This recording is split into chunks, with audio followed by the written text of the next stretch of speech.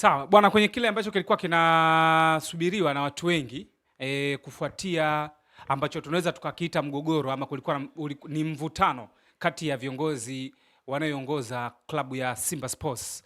Sasa muda mfupi uliopita club ama niseme peji ya klabu ya Simba, kwa maana kwamba kupitia akaunti yao rasmi ya Instagram wametoa taarifa ya nini ambacho wao wamekiamua kama viongozi wa klabu ya Simba, ikiwa ni mustakabali na kwa maslahi mapana ya klabu yao.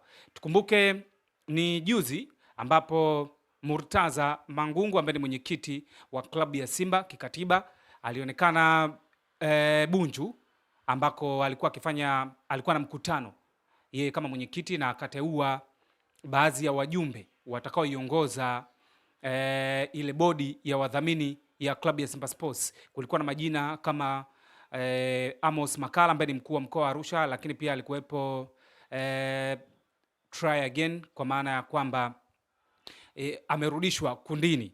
Lakini baada ya uteuzi huo tuliona baadaye Mheshimiwa Amos Makala yeye alikwenda moja kwa moja kwenye peji yake ya Instagram na akaandika kwamba uteuzi ambao umefanyika ni kinyume na katiba ya Simba, na hivyo kwa sababu anaifahamu katiba ya klabu, na akasema yeye ni mwanachama na shabiki ambaye ni hai na anafahamu utaratibu wote na katiba anaijua, akasema ule uteuzi kwake yeye anaona ni batili na hakubaliani nao, kwa sababu kwa kile alichokiandika kwamba katiba imekeukwa. Kwa hiyo akasema hayuko tayari, kwa sababu pia hakushirikishwa kwenye hayo maamuzi. Kwa hiyo sintofahamu ikawa kubwa. Tukaona asubuhi yake ni siku ya Jumatatu, siku ya jana, maandiko yakawa ni mengi kwenye mitandao ya kijamii, ambapo mwenyekiti pia aliitwa kwenye kituo cha radio ambako alifanya interview na yalizungumzwa mengi. Mvutano ukawa ni mkubwa, ambapo tuliona Mzee Crescentius Magoli naye baadaye alikuja kaibuka, zikawa sasa ni shutuma ama tuhuma kwa kutumiana, ambapo Murtaza Mangungu alikuja mwisho wa siku akaeleza kwamba yeye ndiye mwenyekiti halali wa klabu ya Simba, yuko pale akiwa ni mwenyekiti ambaye ameteuliwa na kuchaguliwa na wanachama, na mwisho wa siku akamaliza kwa kusema hakuna kiongozi mkubwa ndani ya klabu ya Simba zaidi yake yeye kama mwenyekiti, na akadai hao ambao wao wamembatilisha ule uamuzi ambao alikuwa ameufanya, akaeleza pale wajitafakari upya kwenye kile ambacho walikifanya. Sasa baadaye ukawa uchambuzi ni mkubwa, watu wakapigiwa, viongozi wa zamani na nini. Nimemsikiliza hata aliyekuwa mwenyekiti wa klabu ya Simba kwa miaka ya nyuma kidogo, mzee Ismail Aden Rage, yeye alisema kikanuni na kikatiba mpaka sasa hivi klabu ya Simba Sports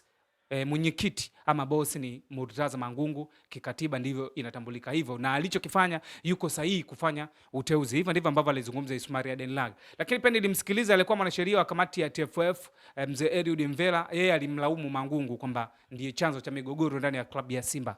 Akaainisha kivipi? Mvela yeye akaeleza sababu ni moja, kwamba Mangungu alitakiwa alipokabidhiwa ile katiba mpya, alichotakiwa kukifanya kama mwenyekiti, angeitisha mkutano wa kitaifa wa klabu ya Simba na angesimama pale kama mwenyekiti mwenye mamlaka, na angeitoa taarifa ya kwamba akiwa mwenyekiti mwenye mamlaka kamili ndani ya Simba na simamisha shughuli zote za kiuongozi ndani ya klabu, na sasa viongozi wote manake watakuwa ni batili, ambapo sasa baadaye ambapo ungefanyika mchakato wa kuwapata viongozi wapya. Sasa viongozi wangepatikanaje? Kikatiba imeainisha kwamba klabu itatakiwa iwe na wawekezaji zaidi ya watatu, kwa maana ambapo kila mwekezaji mmoja atakuwa na wajumbe wasiozidi wawili watakaomwakilisha kwenye mkutano mkuu, ambapo wajumbe hao watakuwa ni bodi ya wakurugenzi. Sasa kama matajiri watakuwa ni watatu, maana yake kila tajiri mmoja atakuwa na wajumbe wawili, maana yake utaona ni wajumbe 6 watakaounda ile bodi ya wakurugenzi. Wakati upande wa mwenyekiti au upande wa wanachama kwenye hisa 51%, wao pia watakuwa na bodi yao ambayo ndiye bodi ya wadhamini ya klabu kikatiba, wao ndio waangalizi wa mali zote za klabu. Kwa hiyo ikawa hivyo, lakini jana Mangungu amezungumza kwamba yeye alichokifanya ni busara.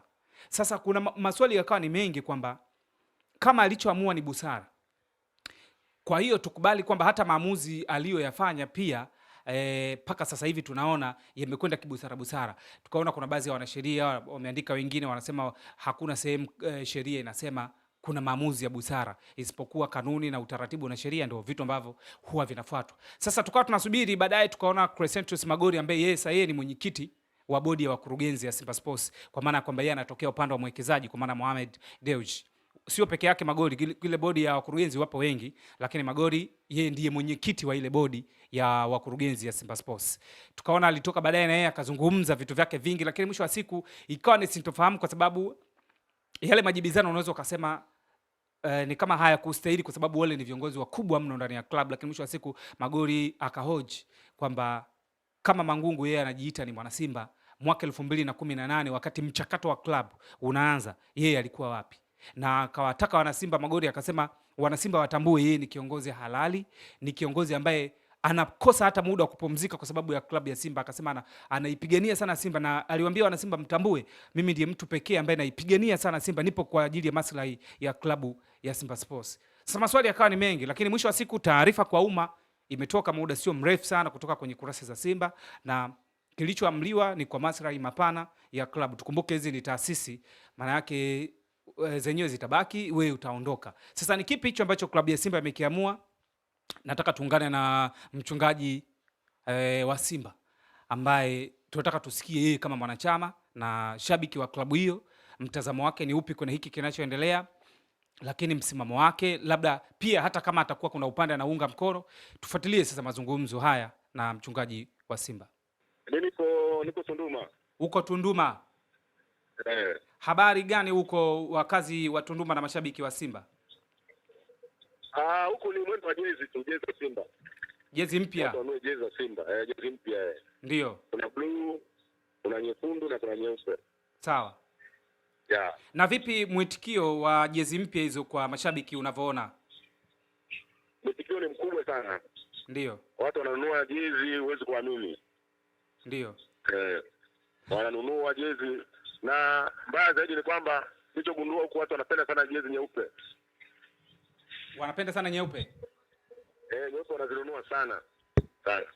Sawa. Sasa mzigo uko mwingi, naona mzigo wa nyeupe ndio unauzika zaidi kuliko jezi yote.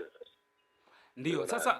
Sasa mchungaji, nimekupigia hapa kwa nisikuchukulie pia muda wako kwa sababu upo kazini, lakini tumekupigia ili tupate maoni yako kama shabiki na mwanachama wa klabu ya Simba.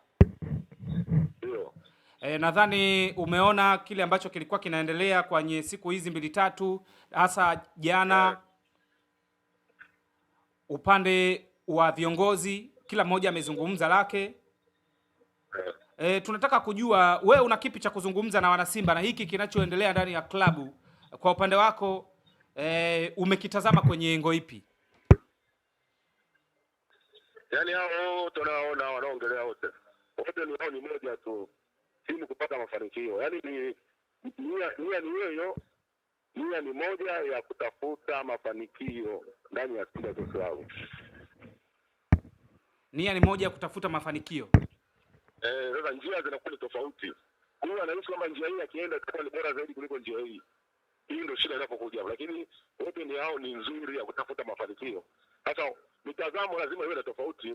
Taasisi kubwa kama hiyo mitazamo lazima iwe tofauti. Na ikiwa tofauti mitazamo, ndio maendeleo yenyewe hayo. Yeah.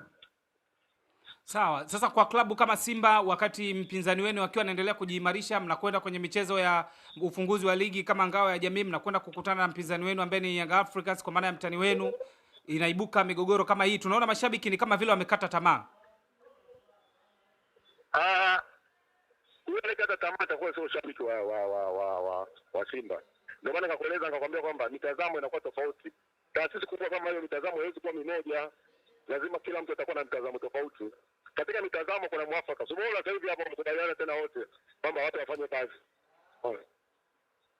Sawa. Habari ilitoka mchana huu kwamba wote wafanye kazi. Wamekubaliana wote kufanya kazi kwa pamoja. Ni jambo jema na ndio mambo tulikuwa tunayataka tuone ndani ya klabu kuliko huyu anamsema huyu. Mimi nimekupigia kwa lengo la wanasimba wa kusikilize wewe. Labda kwa asiyejua, kwa sababu comment nyingi kuna mashabiki wengi mpaka sasa hivi wanajiuliza kwani tatizo litakuwa ni nini? Sasa mimi swali langu kwako, wewe unadhani shida kubwa ni hasa ni nini ndani ya club? Ndio nikueleza mwanzoni kwamba wote hao ni maendeleo. Sasa maendeleo mitazamo inakuwa tofauti. Hamwezi kuwa na mtazamo yani wote kwa mtazamo mmoja. Hii kitu haipo. Lazima muone mitofauti tofauti. Sasa katika mitazamo sasa ile mitazamo ndio huyu anakuta anaona kwamba cha kwake kilikuwa sahihi kuliko mtu mwingine. Hiyo ndio shida ambayo imetokea hapo. Lakini mwisho wa siku simuona tena wamekubaliana tena. Hiyo ni familia moja.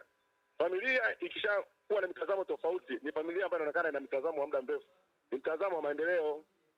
Labda ndio nikuulize swali, kwa sababu tayari wewe ni mtu ambaye kama unavyofahamika ni mchungaji ndani ya klabu. Nikuulize swali moja. Watu maoni yamekuwa tofauti kwenye kile kikao alichokifanya mwenyekiti cha kuwateua wale wajumbe akina Amos Makala, akina Salimu Abdara Muene.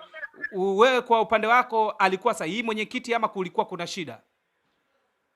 Yaani ndio narudi tena kwenye swali lile, kwenye jibu lile lilokupa mwanzoni. Njia zinazotumika, kila mtu anatumia njia yake kuhakikisha kwamba Simba inakuwa na nguvu zaidi.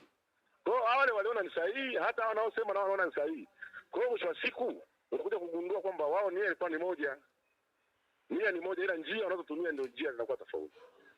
Hilo ambalo ndio limetokea. Sawa, kwa hiyo kwa upande wako wewe maamuzi ya mwenyekiti yalikuwa sawa sawa? Kwa wao waliona ni sawa. Kwa sababu wao mpaka wamepanga hivyo, wao waliona ni sawa. Na upande ule kusema kwamba kilichotokea sio sawa, na wao waliona kitu kilichofanyika ni tofauti. Kwa hiyo kila mtu ana mitazamo yake. Lakini mwisho wa siku wamekaa pamoja kama hivyo, wakubaliana kwamba wafanye kazi za Simba. Sawa, labda mimi hujalijibu swali langu bwana, kwa ajili ya kuwatendea haki mashabiki, kwamba wewe mtazamo wako wewe, kwa mtazamo wako wewe ulivyoona alichokifanya mwenyekiti siku zile kuitisha kile kikao, baadaye kikao kikaja kikabatilishwa kwa taarifa kutoka ndani ya klabu, wewe kwa upande wako uliona ni sahihi au hata wewe unaona haikuwa sahihi? Yaani ndugu yangu, sio kujirudia. Yaani iko hivi. Umeona? Wale waliona kwamba ni sahihi kwa upande wao. Umeona? Wao waliona sahihi kwa upande wao. Umeona? Sasa mwisho wa siku sisi tulioko pembeni kama mashabiki ndio tunaonekana kwamba ndio labda tunachotea mambo. Lakini mwisho wa siku mwafaka umepatikana, lakini wao nia yao ilikuwa ni tofauti na sisi tunavyofikiria. Sawa, kwa kumalizia kumekuwa na mjadala ambao nimeona viongozi mbalimbali wakizungumza, hata viongozi wa zamani nimewasikiza kina Ismail Aden Lage, kwamba hivi vitu havipaswi kupuuzwa, wakati Simba ikiwa inajiandaa na kauli ya nguvu moja na kwamba mwaka huu utakuwa ni mwaka wa mapinduzi, kurudisha makombe yote. Unaibuka mgogoro kila inapokaribia kwamba Simba ijipange vizuri, mambo ya kwenda sawa sawa, unaibuka mgogoro.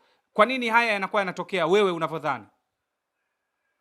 Ndio yale yanarudia tena ile nilikuwa mwanzoni. Yaani hao wanaishi kwamba kienda hivi mafanikio yatakuwa hivi ndani ya klabu. Na hao wakienda hivi wanaishi mafanikio yatakuwa tofauti. Sasa upapokeo sasa anakuja tofauti. Huyu anaona kwamba hicho huyu njia hii ilikuwa sio sahihi.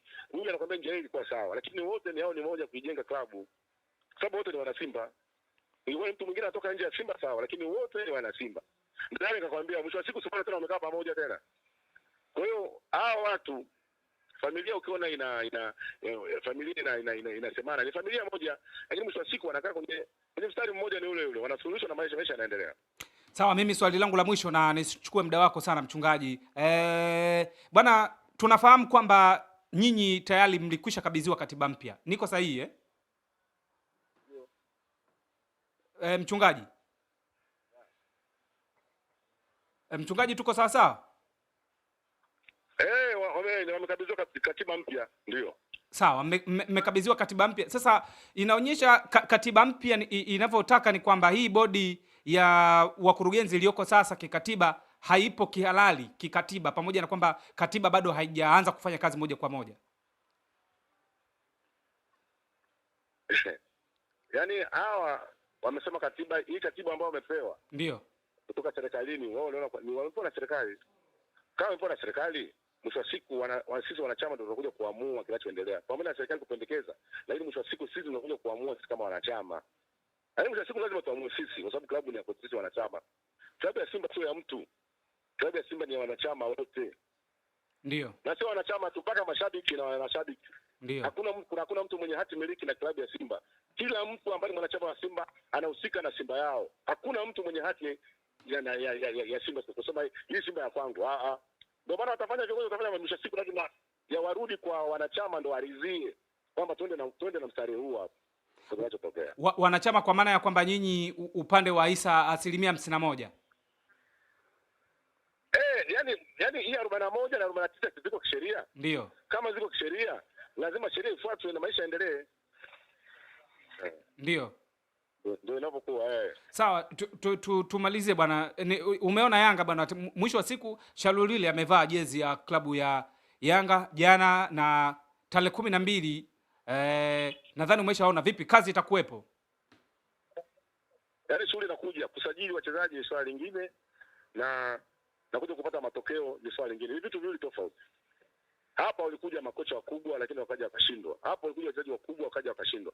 Yanga amekuchukua mchezaji kutoka wapi juu? Mchezaji kutoka Ligi 1 ya Ufaransa. Sio hivyo? Ndio. Lakini alikuja hapa kachemka. Kwa hiyo kumsajili mchezaji ni jambo lingine na kuja kukupa matokeo ni jambo lingine. Sasa kuna mtu mwingine usajili unaweza kuushangilia lakini ukashindwa kupata kile ambacho mtu amekuja nacho. Mazingira nayo yanachangia sana. Inawezekana mazingira yakaja yakamkataa, mfumo wa mwalimu kumkataa. Umeona? Au anaweza kakliki, yani yote juu ya yote. Wewe umeona Yanga amesajili wachezaji wale wawili wale wenye masharafa wale. Watu wazima hivi. Wale watu wamewachukulia wa kawaida, si ndio hivyo? Lakini unaweza kushangaa wakakliki wakafanya mambo makubwa. Umeona? Huyu ambaye Peter anamuona kwamba yeye yuko active, akashindwa improve kama watu wanavyotaka. Kwa hiyo mpira una maajabu sana. Mtu ambaye kumtegemea anakupa kitu, yule ambaye unimtegemea asikupe chochote. Na kukupa mfano mwingine wa Libase pamoja na Oura. Wale walikuja kimya tu. Hakuna mtu hakujua kwamba kuna ujio wa wachezaji kama hao. Lakini mwisho wa siku wamekuja wamekiki, wamekuwa mastaa. Kwa mpira una mambo ya maajabu. Tusubiri tuone. Lakini sasa hivi huwezi kuzungumzia mambo haya. Bwana sawa bwana mchungaji wa Simba bwana kutoka Tunduma. Bwana. Hii live kutoka Tunduma moja kwa moja. Bila chenga. Ndio. Bwana. Bwana kwa hiyo mwenyekiti apepewe. Wote viongozi wote. Sasa hapo kwa sababu wote si viongozi mpaka sasa hivi. Wote ni viongozi. Lakini nyinyi si mko upande wa mwenyekiti? Mimi siko upande, mimi niko sehemu, mimi ni mwana Simba bwana. Mimi sina upande. Nasema klabu ya Simba ina pande mbili. Kuna upande wa 51% na upande wa Isa 49%. Hizo ni kisheria lakini wote ni wana Simba. Ndio sasa kwa hiyo hapo wewe uko wapi? Kwenye bodi ya wakurugenzi au uko upande wa wanachama? Ukiwa upande wa wakurugenzi, yani upande wa bodi, wewe ni mwana Simba. Ukiwa upande wa 51 wewe mwana Simba. Wote ni kitu kimoja. Sasa kuna watu wanataka kuletea mpasuko ndani ya klabu. Wao tunawakataa. Simba ni moja, ndio ile dhana ya Simba nguvu moja. Hao wanataka kuleta mambo yao ya kuipasua klabu, sisi hatuko hivyo. Sisi sasa hivi tunaunga mkono maendeleo ya klabu. Full stop. Kwa hiyo hapa ulipo mchungaji unaniambia wewe unakula huku na huku. Sio naomba mwana Simba ni mwana Simba tu. Simba haina upande wa huku na huku. Simba ni moja. Si ndo nasema yani moja haina upande wana. Hiyo ni maneno tu ya watu wanataka maneno ili tugawanya. Sisi hatutaki kugawanyika, sisi tunataka umoja ndani ya Simba. Sisi tunapigania sasa hivi umoja. Hatutaki tena mipasuko ndani ya Simba. Simba iwe moja. Ndio kitu ambacho tunataka sasa hivi. Bwana shukrani sana mchungaji. Asante sana. Mungu awabariki.